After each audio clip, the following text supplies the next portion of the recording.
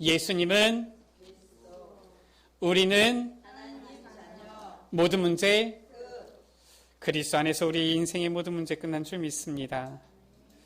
한 부잣집에 종들도 많고 좋은 옷만 입고 먹고 싶은 것은 언제든지 먹고 하고 싶은 것은 마음대로 할 수 있는 아들이 있었어요.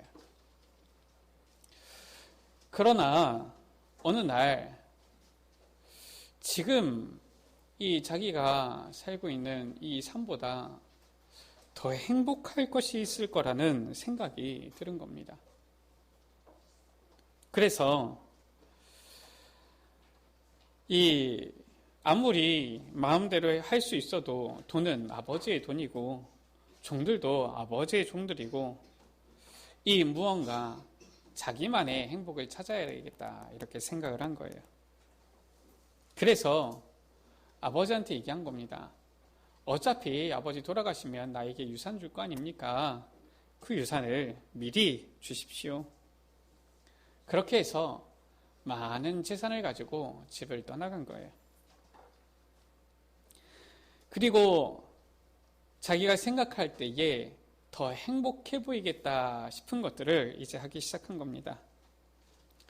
이 많은 돈을 가지고 있기 때문에 많은 곳을 여행을 다녀보기도 하고요. 좋은 차 사서 타보기도 하고요. 비싼 술집에 가서 놀아보기도 하고요. 할 수 있는 이런 것들을 해보기 시작한 거예요. 그래도 자기가 생각한 행복을 다 찾지 못한 겁니다. 그래서 아무래도 내 주위에 사람들이 적어서 그런 게 아니냐. 이제는 많은 사람들을 사귀기 시작한 거예요. 이 돈으로 맛있는 것도 사주고 또 선물도 사주고 술도 사주고 필요하면 돈도 빌려주고 하면서 많은 사람들을 사귄 겁니다. 주변에 많은 사람들이 생기니까 이제 좀 나는 행복한 사람인 것 같다라는 생각이 들어요. 그런데 어느새 돈이 다 떨어져 버린 겁니다. 이 돈이 다 떨어지니까 그것을 알고는 주변에 있는 사람들이 하나 둘씩 다시 떠나기 시작하는데 결국 혼자 남게 된 거예요. 이제는 돈도 없고요. 주변에 의지할 사람도 없고요. 이제 완전히 굶어 죽어야 될 판이 되어진 겁니다. 그래서 생각한 것이지요. 내가 아버지 집에 있을 때가 가장 행복했구나. 내가 나온 내 아버지 집으로 다시 돌아가야 되겠구나. 예수님께서 말씀하신 탕자의 비유지요. 많은 사람들이 그것도 이 구원받은 많은 사람들이 이 구원받은 하나님의 자녀가 된 것이 너무나도 행복하고 너무나도 귀하고 가치 있는 것인데 시간이 지나다 보니까 그것에 익숙해지다 보니까 그것이 별 가치 없는 것이라고 생각하는 사람들이 많은 겁니다. 단순히 그 가치를 잘 모를 뿐만 아니라 때로는 내가 구원받은 것 이것이 너무 값진 것인데 그것보다 더 행복하고 더 가치 있는 것이 있다고 이러한 착각 속에 사로잡혀서 살아가는 경우도 있죠. 우리 랩런트들은 부모님이 계십니까? 감사한 거예요. 그 행복을 알아야 됩니다. 우리 권사님, 우리 장로님께서 이제 카렌 가시니까 어떻습니까? 조금 수월합니까? 아무래도 이 빨래 좀 줄어들겠고, 설거지 좀 줄어들겠고, 이럴 거 아닙니까? 자녀들 이렇게 있다가 나중에 결혼해서 시집장가 가면은 좀 편할 것 같습니까? 그 지지고 볶고 하고 있는 그때가 행복하다라는 것을 아셔야 되는 겁니다. 우리가 실은 살아가면서 굉장히 우리의 가까운 데에 하나님께서 주신 많은 은혜들이 있는데 사람들이 그것을 쉽게 놓쳐요. 사모가 이제 카렌에 가니까 뭐 밥은 잘 먹고 있습니다. 근데 식탁이 빈곤해졌어요. 뭐 제가 워낙 뭐 이렇게 반찬을 많이 안 먹는 성격이긴 한데 거의 일주일 내내 밥하고 국하고 이렇게만 계속 먹고 있습니다. 뭐 다른 반찬 없이 이렇게 먹고 있으니까 이걸 보고 빈곤한 식탁이라 그러는구나 이런 생각이 들어요. 그 사모는 성격이 일단 반찬을 많이 차려놓는 성격이거든요. 같이 있는 것이 행복하다 이러는 것을 알아야 돼요. 더 중요한 거 우리가 구원받았는데 하나님께서 우리에게 구원을 은혜로 선물로 주셨는데 이것이 너무나도 값지고 가치 있는 것이다. 이것을 알아야 되는 것입니다. 그런데 많은 사람들이 구원받은 하나님의 자녀가 되고 나니까 뭐 구원 어디 안 가잖아요. 뭐 구원받은 하나님 자녀의 신분 바뀝니까? 안 바뀌잖아요. 그러니까 뭐 일단 이거는 뭐 이미 와 있으니까 무언가 다른 행복은 없는지 찾고 사람들이 찾아다니는 겁니다. 이것보다 더 귀하고 가치 있는 것은 없는데 혹시나 더 좋은 게 있을까 하고 착각하며 살아가는 것이지요. 오늘 8장 1절 가운데 성경은 우리에게 이렇게 말씀하고 있습니다. 그리스도 예수 안에 있는 자. 우리가 바로 그리스도 예수 안에 있는 자 아닙니까? 우리 여러분들이 바로 그리스도 예수 안에 있는 자들이 아닙니까? 이것이 너무나도 귀하고 값지다라는 것을 알아야 돼요.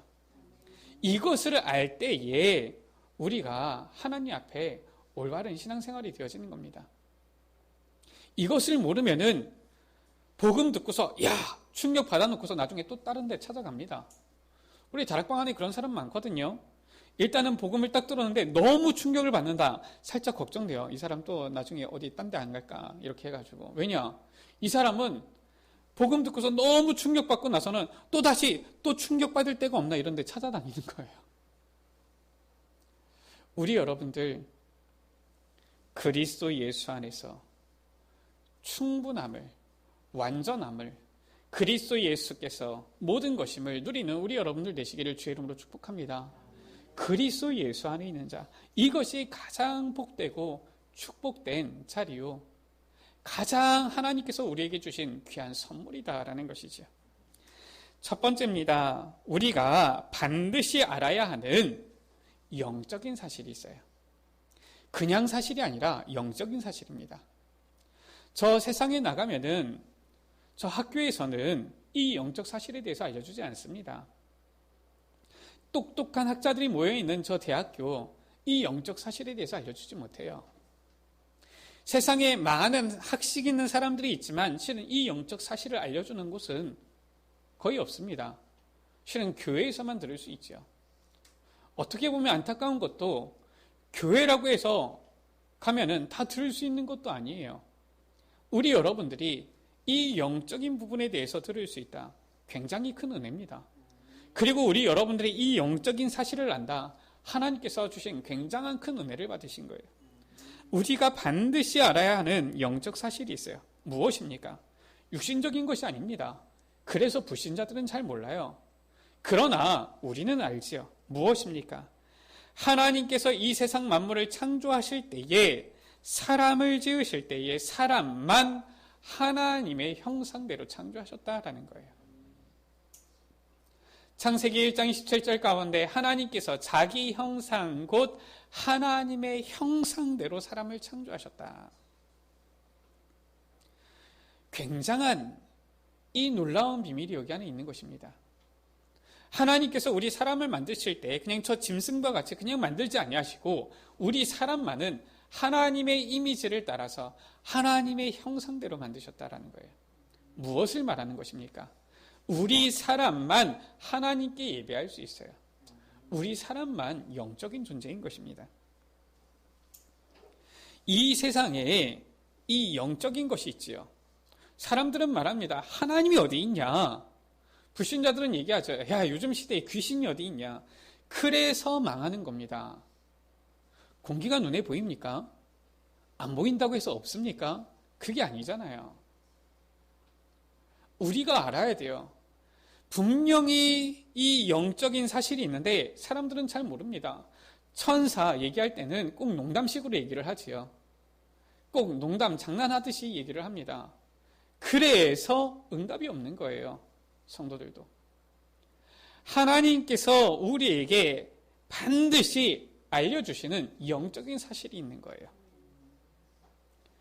하나님의 형상대로 창조된 인간, 영적 존재로 지음받은 이 인간이 이제는 영이신 하나님과 함께 할 때에 존재하고 살아갈 수 있는 그런 존재인데, 우리 인간의 이 영혼이, 이 영적인 존재가 완전히 죽어버린 겁니다. 에베소서 2장 1절 가운데 허물과 죄로 완전히 죽어버렸다 말씀하고 있어요. 왜 그렇습니까? 창세기 3장의 이 근본 문제로 인하여서 모든 저주, 재앙이 시작되어진 거 있죠. 이 근본 문제가 무엇입니까? 바로 사탄의 문제 아닙니까? 눈에 보이지 않지만 저 사탄이 이 세상 가운데서 나타나서 공중 권세를 사로잡고 우리 사람들을 재앙 가운데, 저주 가운데 몰아가는 건 아닙니까? 그 가운데서 우리 인간 죄 문제에 빠진 것이잖아요. 늘 죄를 지으면서 살아가잖아요. 꼭 우리가 행하지 않았더라도 우리의 생각이 늘 죄를 범하면서 살아가잖아요. 희한하죠. 아이들을 이 유치원 이렇게 보내놓으면은 아직까지 글도 제대로 못 읽는 아이들도 있고 이러는데 딱 하면은 제일 먼저 배우는 게 있어요. 그 뭐 보면은 인사하고 뭐 좋은 거 이런 거 배우면 좋은데 딱 하면은 어디서 배웠는지 욕하는 거 배우는 거 있죠. 희한해요. 그거는 굳이 커리큘럼 짜가지고 가르쳐 주지 않는데도 아주 잘 배워요. 특히나 중학교 2학년쯤 되잖아요. 말하는데 욕을 빼버리면은 말을 더듬을 정도가 돼요. 그냥 말하는데 일단은 욕이 중간중간에 이렇게 추임새로 이렇게 어떻게 보면은 이 관용사로 이렇게 들어와야지 대화가 된다니까요. 그 정도 되어지는 거예요. 아니, 그렇게 학교에서 가르쳐주는 뭐 수학이나 영어는 아무리 봐도 잘 외워지지가 않는데 이 욕은 한 번 들으면은 너무 잘하는 거 있죠. 우리 인간이 원래 착합니까? 그게 중요한 게 아니에요.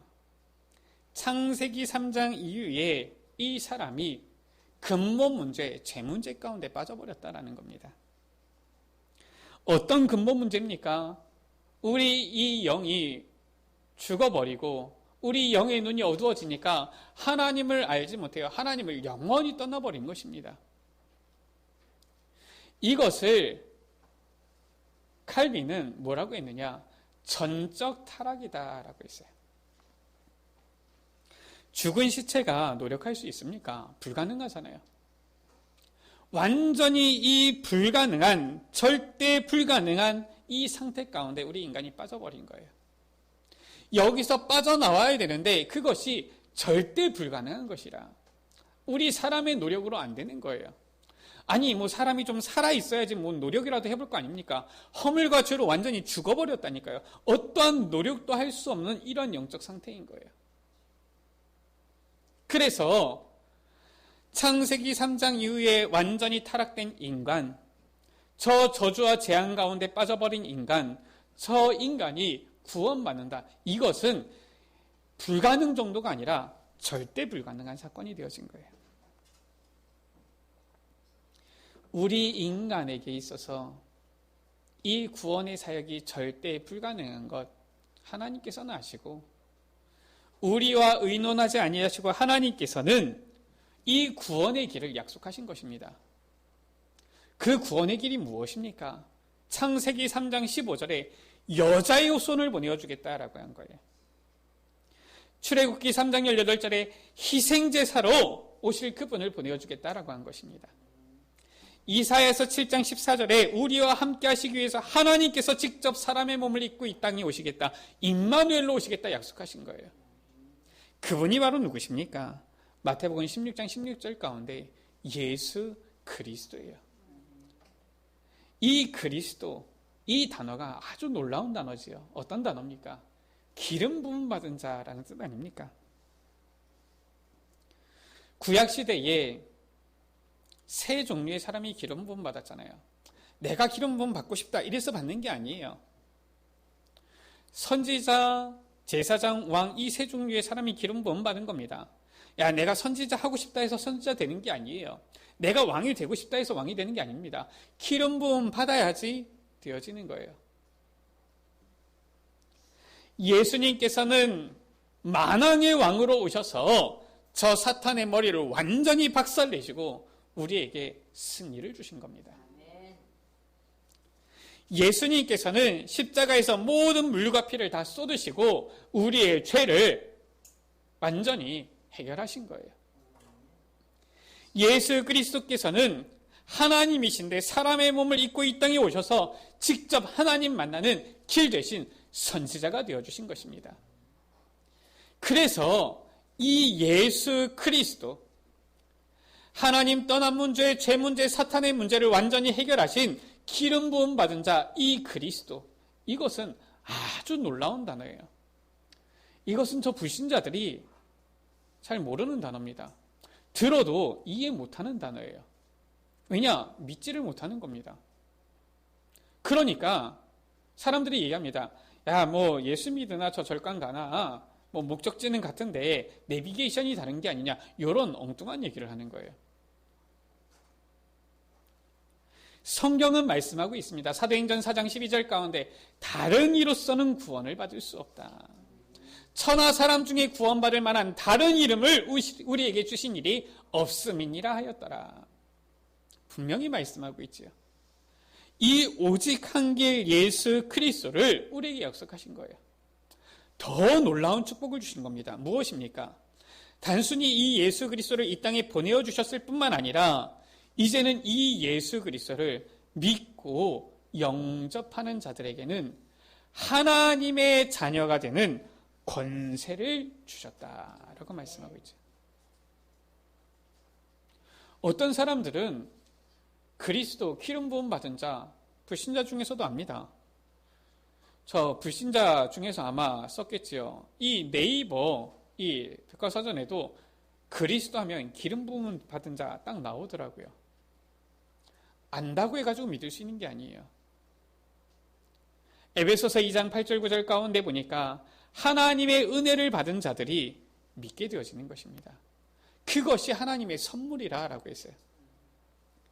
예수님이 그리스도이심을 믿고 영접하는 자는 하나님의 자녀가 되어졌는데, 그래서 오늘 말씀 가운데 그 그리스도 예수 안에 있는 자에게는 결코 정죄함이 없다. 그래서 나오는 말입니다. 그냥 그리스도 예수 안에서 결코 정죄함이 없다 이게 아니라 그리스도 이 비밀을 아는 자, 그 예수 그리스도를 믿고 영접한 자, 이제 그 그리스도 예수 안에 있는 자에게는 놀라운 이 하나님 자녀의 신분과 권세 축복이 이미 주어졌기 때문에 이제는 더 이상 결코 정죄함이 없다. 왜냐? 그리스도께서는 이 3저주의 문제를 완전히 해결하셨거든요. 인간의 노력으로 해결할 수 없는 절대 불가능한 이 문제를, 근본 문제를 하나님께서는 그리스도를 보내어서 완전히 해결하신 것입니다. 그래서 오늘 말씀 가운데 3절 가운데 육을법이 육신으로 말미암아 연약하여 할 수 없는 그것을 우리 인간은 절대 불가능한 거예요. 하나님께서는 하셨다라는 겁니다. 이게 이 내용을 말하는 거예요. 곧 죄로 말미암아 자기 아들을 죄 있는 육신의 모양으로 보내어 육신의 죄를 정하사 육신을 따르지 않고 그 영을 따라 행하는 우리에게, 이 예수 그리스도를 믿고 영접한 우리에게 율법의 요구가 이루어지게 하려 하심이라라고 한 거예요. 그래서 2절은 뭐라고 말씀하고 있습니까? 생명의 성령의 법이 죄와 사망의 법에서 너를 해방하였다. 법적으로 완전히 해방되어졌다라고 말씀하고 있는 겁니다. 우리가 단순히 그냥 은혜로 구원받았다 이 정도가 아니라 하나님의 은혜로 말미암아 이 예수 그리스도를 믿고 구원받은 하나님의 자녀가 되어져서 근본 문제를 해결하신 이 그리스도 안에 있는 우리에게는 법적으로 완전한 해방이 이루어졌다라는 것을 말씀하고 있는 거예요. 놀라운 축복인 것입니다. 그래서 이 구원의 가치를 아는 자, 신앙생활이 늘 감격 속에 있게 되어지는 겁니다. 그래서 이 구원의 가치를 아는 자, 늘 감사가 나오게 되어지는 거예요. 우리가 신앙생활 하는데 보면 어떤 사람은 늘 감사하는 사람이 있어요. 정상입니다. 교회에 나오는데 보면 늘 불만 불평 있는 사람이 있어요. 그럼 한번 살펴봐야 됩니다. 구원을 받았는지. 구원받은 사람은 감격이 있는 거예요. 구원받은 사람은 감사가 넘쳐나는 겁니다. 왜냐? 너무나도 가치 있는 이 구원을 우리가 받았기 때문에. 자, 그렇다면은 이제 그리스도 예수 안에 있는 우리는 이제는 어떻게 행해야 됩니까? 오늘 말씀 가운데에, 4절 가운데에 그 영을 따라 행하는 우리다라고 했어요. 그리스도 예수 안에 있는 우리는 이제는 이 세상 가운데 살지만은 육신의 것을 보면서 살아가지만은 실은 우리는 이 영적인 것을 알고 영을 따라가는 자들이다. 영을 따라 행하는 자들이다라는 거예요. 불신자들과 하나님 자녀의 특징이 있어요. 불신자들은 특징이 뭡니까? 하나님 자녀의 특징은 무엇입니까? 이 구원받은 하나님 자녀들은 영원한 것, 영적인 것을 위해서 육신적인 것을 희생하고 버릴 줄 아는 사람들이에요. 이 영적인 것을 위해서 육신의 것을 손해보는 자들입니다. 이 영적인 것을 위해서 육신적인 것 얼마든지 배설물로 여길 수 있는 자들인 거예요. 불신자들은 어떻습니까? 잠시 잠깐의 그 썩어질 것, 육신적인 것을 위해서 영적인 것을 버리는 자들이에요. 그 사람들이 불신자들 아닙니까? 우리 여러분들은 어떻게 하시겠습니까? 잠시 잠깐의 것을 위하여서 영원한 것을 버리시겠습니까? 아니면은 영원한 것을 위해서 잠시 잠깐의 것을 버릴 수 있는 자가 되겠습니까? 로마서 8장 5절 말씀이지요. 육신을 따르는 자는 육신의 일을 생각한다라고 했어요. 6절 가운데 보니까 육신의 생각은 무엇입니까? 사망이요라고 한 것입니다. 이 육신의 생각은 7절 가운데 어떻게 됩니까? 그냥 육신의 생각을 좀 했나? 내가 영의 생각을 못했네. 이게 아닙니다. 육신의 생각은 하나님과 원수가 된다라고 했어요. 우리가 잘 알아야 됩니다. 내가 그냥 오늘은 좀 육신적인 생각을 했구나. 내가 좀 왜 그랬지? 그냥 이게 아니에요. 육신의 생각은 그냥 하나님을 잠깐 생각 못한 것이 아니라 하나님과 원수되는 일을 한 것이다. 왜냐? 이는 하나님의 법에 굴복하지 아니할 뿐만 아니라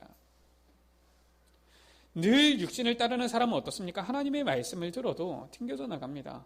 전혀 따르지 않아요. 받지 않아요. 우리가 하나님의 말씀을 들으면서도 하나님의 말씀을 따라가는 자가 있고 전혀 상관없는 없이 살아가는 자들이 있죠. 우리가 알아야 됩니다. 육신을 따르는 자들은 하나님의 법에 굴복하지 아니한다. 하나님의 말씀 따르지 아니한다라는 거예요. 단순히 따르지 않으려고 해서 따르지 않는 것이 아니라 뭐라고 말씀했습니까? 할 수도 없습니다. 두 낫이 아니라 캔낫이에요. 왜냐? 그 영 자체가 육신의 영이고 육신의 생각을 하기 때문에 영적인 것을 가치를 알아보지 못해요. 그걸 따라갈 수가 없는 겁니다. 그냥 해야 되겠다, 아니 하지 말아야 되겠다, 이게 아니라 할 수가 없는 거예요. 그래서 보면은 어떤 사람은 교회 한번 나가봐야지 하는데 절대 못 나가시는 분들이 있어요. 그럴 수밖에 없는 겁니다. 왜냐? 그거는 단순히 안 하는 게 아니에요. 못 하는 겁니다. 그런가 하면은 영을 따르는 자들이지요. 영을 따르는 자들은 어떻습니까? 5절 가운데 영의 일을 생각한다라고 했어요. 6절 가운데 영의 생각은 무엇입니까? 생명과 평안이니라. 영의 생각은 육신의 생각과 반대가 되는 거예요. 그래서 하나님의 말씀을 듣고 하나님의 법에 굴복하며 하나님의 말씀을 따라가는 것입니다. 8절 가운데 육신에 있는 자들은 하나님을 기쁘시게 할 수 없지만 영을 따르는 자들은 하나님을 기쁘시게 하는 거예요. 이것이 바로 영적인 사실입니다. 이것을 우리가 알아야 돼요. 그래서 우리는 이제는 영을 따라 행하는 자들이다. 영을 따라 행하며 나아가야 되는 것이지요. 특히나 9절은 뭐라고 말씀하고 있습니까? 너희 속에 하나님의 영이 거하시느냐? 그러면 너희가 육신에 있지 아니하고 영에 있다. 우리 여러분들은 영에 있는 자들입니다. 우리 같이 따라 하시겠습니다. 나는 영을 따르는 자입니다. 나는 영을 따라 행하는 자입니다. 하나님의 영이 나의 안에 거하십니다. 하나님의 영이 우리 안에 거하셔요. 그러면 우리는 영을 따라 행하는 자들이다. 9절 가운데 뭐라고 말씀하고 있습니까? 그리스도의 영이 없으면 그리스도의 사람이 아니라라고 했어요. 우리는 그리스도의 영을 받은 자들 아닙니까? 그래서 10절 가운데 그리스도께서 너희 안에 계시면 우리의 영은 의로 말미암아 살아있는 것이다 라고 했어요. 그래서 갈라디아서 2장 20절 가운데 바울은 고백하기를 나의 이 육신은 죽는 것이다. 그러나 오늘 말씀 가운데 무엇입니까? 영은 사는 것이다. 내가 그리스도와 함께 십자가에 못 박혀 죽었나니 이제 내가 사는 것은 나를 위하여 자기 목숨을 버리신 그리스도를 믿는 믿음 안에서 사는 것이다 라고 했어요. 이것이 바로 영을 따라 행하는 자들입니다. 세 번째, 그렇다면은 이제 그리스도 예수 안에 있는 우리는 영을 따라 행하면서 어떻게 해야 됩니까? 우리가 영을 따라 행하기 원하지만 우리는 이 세상에서 살아간단 말이에요.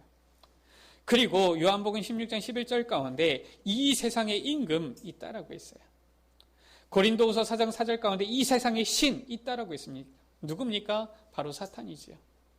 이 사탄이 에베소서 6장 12절 가운데에 이 공중 정사와 권세를 잡았다라고 했어요. 에베소서 2장 2절 가운데 공중 권세 잡은 자다라고 했어요. 이 세상 속에서 우리가 살아가게 되는 것입니다. 그래서 끊임없이 우리는 영적 싸움을 싸워야 되는 거예요. 영적 싸움을 싸우는 것, 이것이 바로 신앙생활인 것입니다. 저 불신자들은 육을 위하여서 살아가지만은 우리는 이 육신이 보이는, 육신의 것이 보이는 이 세상 속에서 영을 따르기 위해서 영적 싸움을 싸우는 그런 삶. 이것이 바로 우리의 신앙생활인 것이죠. 로마서 오늘 8장 14절 가운데 무릇 하나님의 영으로 인도함을 받는 사람은 이라고 했어요. 이제는 영을 따라서 하나님의 인도함을 받는 우리가 곧 하나님의 아들이라, 하나님의 자녀라. 16절 가운데 성령이 친히 우리가 하나님의 자녀인 것을 증언하신다라고 했어요. 하나님의 자녀 누굽니까? 하나님의 영으로 인도함을 받는 자들이에요. 성령의 인도를 받는 자들이 곧 하나님의 자녀입니다. 우리 여러분들 이번 한 주간 동안도 성령 인도받게 되시기를 주의 이름으로 축복합니다. 어떻게 성령 인도를 받느냐? 간단해요. 우리 안에 그리스도의 영이 거하시기 때문에 우리가 인도받는다. 어떻게 하면 됩니까? 조금만 물어보면 돼요. 주님, 제가 어떻게 해야 되겠습니까? 제가 어디를 가야 되겠습니까? 제가 지금 무엇을 해야 되겠습니까? 조금만 물어보면 돼요. 아니, 우리가 물어보지 않고 여쭤보지 않고 어떻게 인도를 받을 수 있겠습니까? 그러나 우리가 조금만 물어보면은 주님께서는 우리의 마음속에, 생각 속에 바로 응답을 주시는 거예요. 놀라운 말씀을 주셨지요.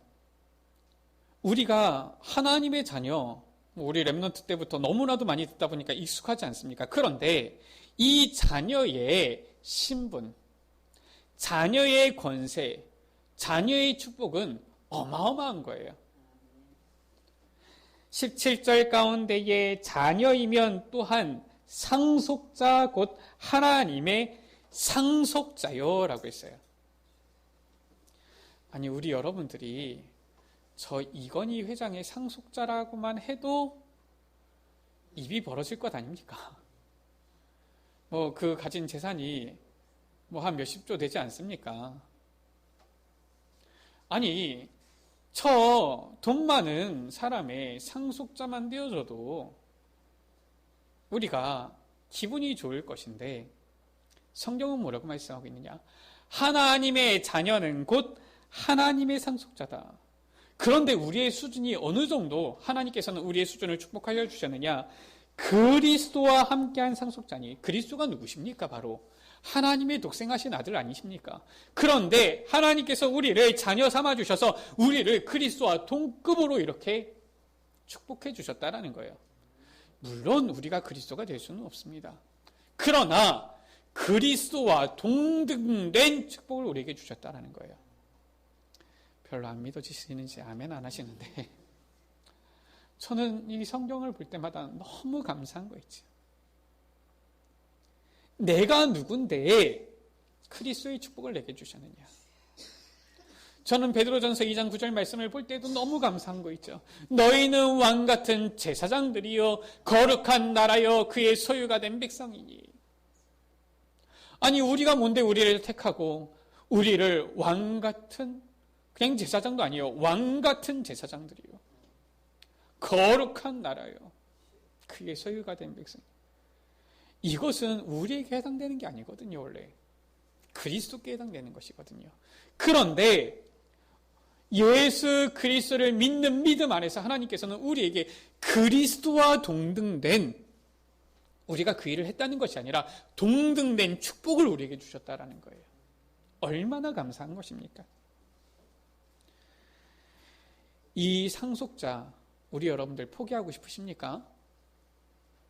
어떤 사람들은 보니까 이 상속 물려받는데 보니까 빚밖에 없어. 그럼 나는 상속 포기하겠다. 이렇게 하던데.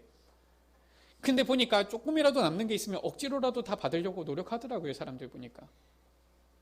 그런데 이 그리스도와 함께한 상속자, 이 상속을 우리 여러분들 포기하시겠습니까? 우리 여러분들은 이 상속을 나는 괜찮습니다. 안 받아도 됩니다. 하시겠습니까? 저라면 악착같이 받고 싶을 것 같아요. 우리가 그와 함께 영광을 받기 위하여 고난도 함께 받아야 할 것이니라. 그리스도께서 영광을 받으셨잖아요. 그리스도께서 부활 승리하셨잖아요. 영광을 얻으셨잖아요. 그런데 그 가운데는 반드시 무엇이 있었습니까? 고난이 있었다라는 거예요.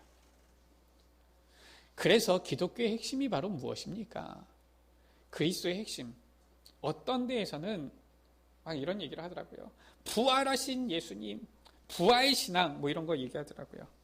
나쁘다는 말이 아닙니다. 맞아요. 온전한 게 아닙니다. 부활이 있기 위해서는 반드시 무엇이 있어야 돼요? 죽음이 있어야 되는 겁니다.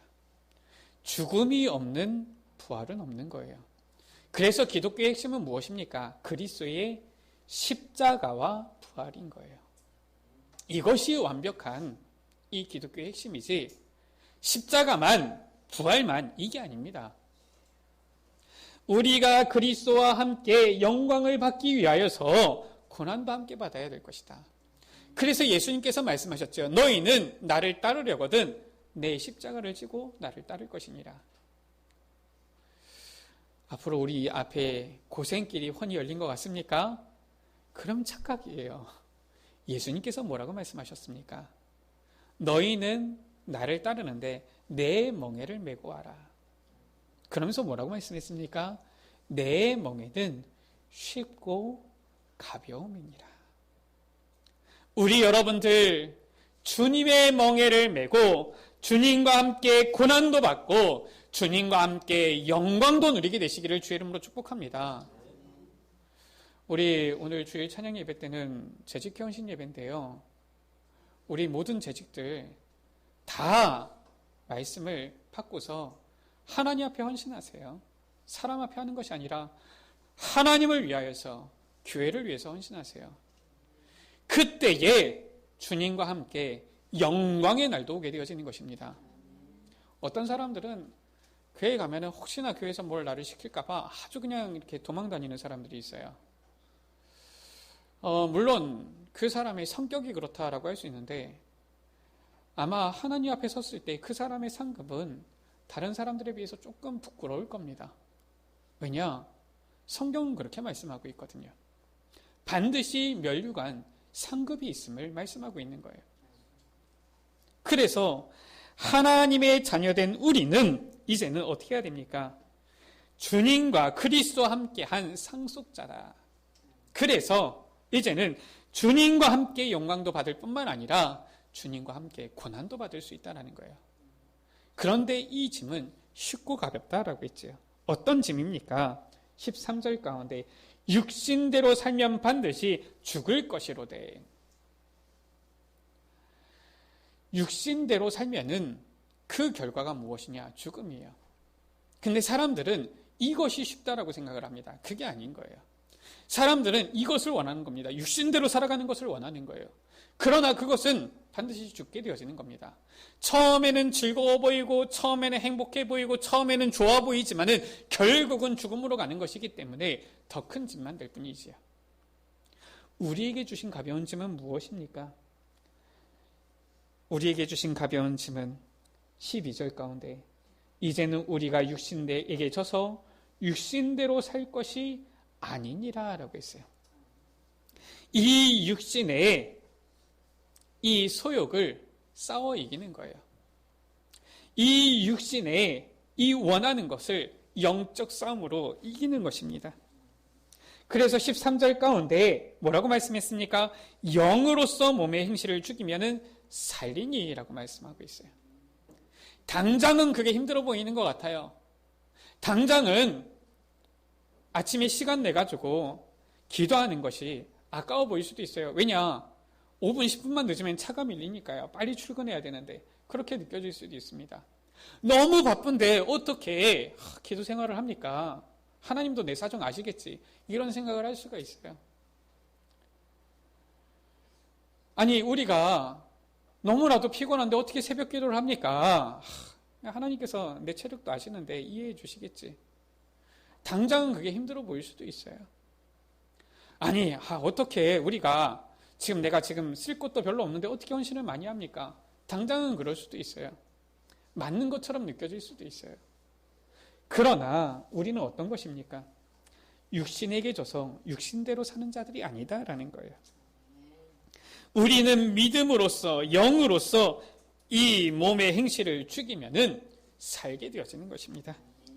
말씀을 마칩니다. 우리는 그리스도 예수 안에 있는 자입니다. 우리는 이 세상에 발을 딛고 살아가지만은 세상에 속한 자가 아니라 그리스도 예수 안에 있는 자다라는 거예요. 그래서 우리는 이번 한 주간 정말 하나님께서 주시는 말씀을 붙잡아야 되겠습니다. 하나님께서는 절대 불가능한 이 창세기 3장의 근본 문제 가운데 빠져 있는 우리에게 그 절대 불가능을 절대 가능으로 바꾸신 분이에요. 그래서 우리를 그리스도 예수 안에 있는 자, 하나님의 자녀가 되게 하신 것입니다. 이 놀라운 축복을 우리가 받았거든요. 이 놀라운 축복을 받은 우리가 이제 하나님의 자녀로서 우리가 영적인 싸움을 싸우면서 나아가야 되겠습니다. 우리의 연약함에 이제는 지는 것이 아니라 육신에게 져서 육신대로 살아가는 것이 아니라 영을 따르며 이제는 영을 따라 행하는 자들이 되어야 되겠습니다. 우리의 이번 한 주간 삶이 하나님의 기쁘신 것, 하나님께서 원하시는 것, 하나님을 영화롭게 하는 것, 육신을 따라가는 것이 아니라 영을 따라서 살아가는 한 주간 되어지시기를, 우리 모든 에베네셀 가족들 되어지시기를 주의 이름으로 축복합니다. 우리 이 시간 같이 찬양합니다. 예수는 그리스도 찬양합니다. 어느 날 나는 알았네. 이 귀한 가치, 이 놀라운 이 그리스도의 비밀, 우리에게 알게 하여 주신 하나님께 감사하면서 그 감격으로 우리 같이 찬양하기를 원합니다. 예수는 그리스도 찬양합니다.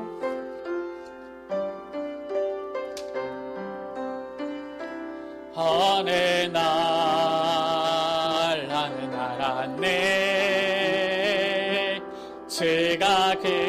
그리스도 되심을 어느 날 나는 알았네. 길과 진리 생명 되신 그분은 그가 내 안에 내가 그 안에 있음이 항상 믿어질 때 나를 둘러싼 모든 어둠의 그늘은 파도같이 물러가네. 생명 있는 날까지 만민 중에 외치리 예수는 그리스도. 호흡 있는 그날까지 열방 중에 찬양하리. 우리 다 같이 가슴에 손을 얹고 눈을 감고 찬양합니다. 어느 날 나는 알았네. 어느 날 나는 알았네. 주가 그리스도 되심을 어느 날 나는 알았네. 길과 진리 생명 되신 그분은 그가 내 안에 내가 그 안에 있으니 항상 믿어질 때 나를 둘러싼 모든 어둠의 그늘은 파도같이 물러가네. 생명 있는 날까지 만민 중에 외치리 예수는 그리스도. 호흡 있는 그날까지 열방 중에 찬양하리 예수는 그리스도. 우리 이 시간 같이 기도하기 원합니다. 우리에게 이 놀라운 구원의 은혜, 이 놀라운 이 선물 우리에게 주신 주님 감사합니다. 이 구원의 은혜를 알고 나니 감격밖에 없고 감사할 것밖에 없습니다. 주님, 우리의 삶이 이제는 육을 따라 행하는 것이 아니라 영을 따라 행하는 아버지 삶이 되게 하여 주옵소서. 그리스도 예수 안에 있는 우리, 이제는 저 죄와 사망의 법에서 완전히 해방되어졌사오니 이제는 육신에게 져서 육신의 아버지 소욕을 따르며 살아가는 것이 아니라 육신과의 아버지 영적 싸움을 싸워서 승리하여서 영을 따라 살며 하나님을 기쁘시게, 하나님을 영화롭게 하며 영원한 것을 향하여 나가는 우리의 사물의 인생 되어지도록 주님 축복하여 주옵소서. 우리 이 시간 다같이 주여 한번 모르고 합심으로 기도합니다. 주여 아버지 하나님 감사합니다. 예수가 그리스도라는 이 놀라운 은혜를 우리에게 허락하여 주심을 감사합니다. 이 놀라운 아버지 그리스도 안에 있는 구원의 은혜와 축복을 우리에게 주심을 감사합니다. 그리스도 안에서 우리를 그리스도와 동등된 하나님 자녀의 이 축복을 주심을 감사합니다. 하나님 자녀로서 아버지 하나님의 상속자로 삼아주심을 감사합니다. 아버지 하나님, 우리가 이제는 하나님의 상속자로서 그리스도와 함께 영광을 받기 위해서 고난도 아버지 능히 감당하기 원합니다. 아버지 주님께서 우리에게 맡겨주신 아버지 그 멍에는 쉽고 가벼움이니라 하셨사오니 아버지, 우리가 이제는 저 육신에게 져서 육신대로 살아가는 것이 아니라 아버지 영을 따라 살아갈 수 있도록 은혜 베풀어 주시기를 기도합니다. 아버지 하나님, 우리의 삶이 아버지 하나님의 아버지 기뻐하시는 것을 위하여서 아버지 하나님의 영광을 위하여서 아버지 영적인 것을 위하여서 영을 따라 행하는 자들이 되어지도록 주님 축복하여 주옵소서. 아버지, 정말로 아버지 반드시 나중에 사망이 되어지는 아버지 저 육신을 따라 살아가는 것이 아니라 아버지 생명과 평안인 아버지 영의 일을 생각하며 아버지 하나님, 영적인 것을 따라 행하는 자들 되어지도록 주님 축복하여 주옵소서. 주님 감사합니다. 우리가 무엇인데 저 절대 불가능한 창세기 3장의 근본 문제, 저 저주와 재앙 가운데서 그리스도를 보내사 절대 불가능을 절대 가능으로 바꾸어 우리를 구원하여 주시고 하나님 자녀 삼아 주시며 그리스도와 동등된 하나님의 상속자로 우리를 축복하여 주신 것, 진정으로 감사를 드립니다. 그리스도와 함께 영광을 받고 누리기 위하여서, 또한 그리스도와 함께 고난에도 참여할 수 있는 성숙한 우리의 신앙생활이 되어지기를 기도합니다. 성숙한 신앙인이 되어지기를 기도합니다. 육신의 소욕을 따르며 육신에게 져서 육신대로 행하는 것이 아니라 이제는 영적 싸움을 싸우며 영을 따라서 하나님을 기쁘시게, 하나님을 영화롭게 하는 우리의 삶이 되어지기를 원합니다. 주님, 그 결단으로 나아가는 사랑하는 주의 자녀들을 축복하여 주사 영을 따라 행하는 한 주간, 영을 따라 행하는 저들의 인생 삶이 되어지도록 축복하여 주옵소서. 우리 구주 예수 그리스도의 이름으로 기도드립니다. 아멘.